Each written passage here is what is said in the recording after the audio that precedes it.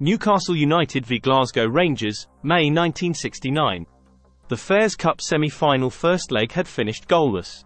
In the return at St James, a tussle between Wyn Davies and Ron McKinnon early in the game ended with bottles flying from Rangers fans, followed by a pitch invasion.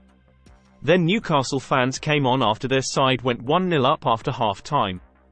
The referee announced he would take the players off if it happened again, so logically, when Jackie Sinclair made it 2-0, the second goal in the 77th minute was the cue for hordes of drunken Rangers fans to stream out of the Gallowgate end and onto the pitch. Newcastle fan Alex tells us his story. There must have been 10,000 Rangers fans on the Gallowgate that day. The Rangers fans came on the pitch after our second goal, in an attempt to get the game abandoned. The myth is that Rangers took the lessers. They didn't. They came up to the halfway line and were stopped by the police, who forced them back. Bottles and cans flew through the air as Rangers supporters battled with police.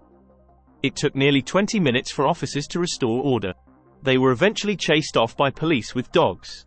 A police spokesman said, "If we'd had enough men, we'd have arrested the 2,000 fans who were on the park."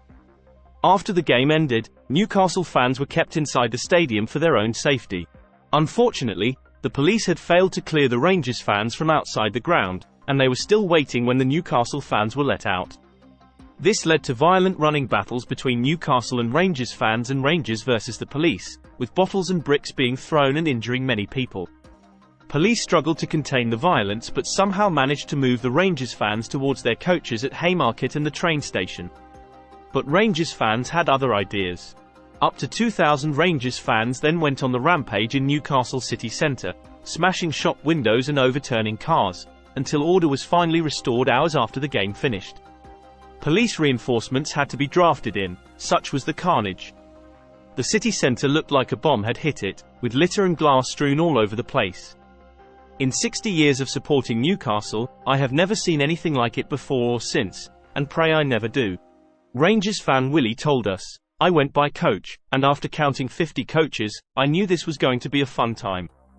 Got to the ground, and after a massive surge of Rangers fans the gates simply gave way. I was carried along by the wave of fans, still holding my tickets for the match. Inside, it was heaving. People were being crushed, so had to escape to the floodlight pylons and other areas of the ground. When they scored their second goal, all hell broke loose. Bottles were thrown from the back of the stand and hitting our own fans near to the pitch. They in turn had to get on the pitch to get away from the flying bottles. This led to the pitch invasion. I myself was on the pitch by this time, along with approximately 2,000 others. We walked up to the halfway line to see what the Geordies would do, but they sung, 'We're staying here,' at us.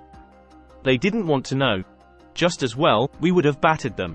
The police moved in after some more skirmishes and bottle throwing and moved us back in the stand.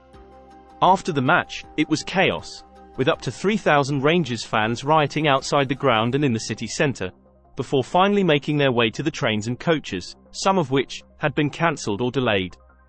I didn't get back home until 6 a.m. the next morning. A day I'll never forget. We thank Alex and Willie for their recollections.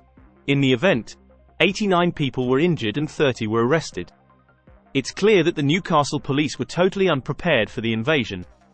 It's also clear that Rangers did not take the home end of Newcastle, the lessers, so that myth can be put to bed. Thank you for watching. Please comment and subscribe for future video notifications. It is really appreciated, and helps our channel grow.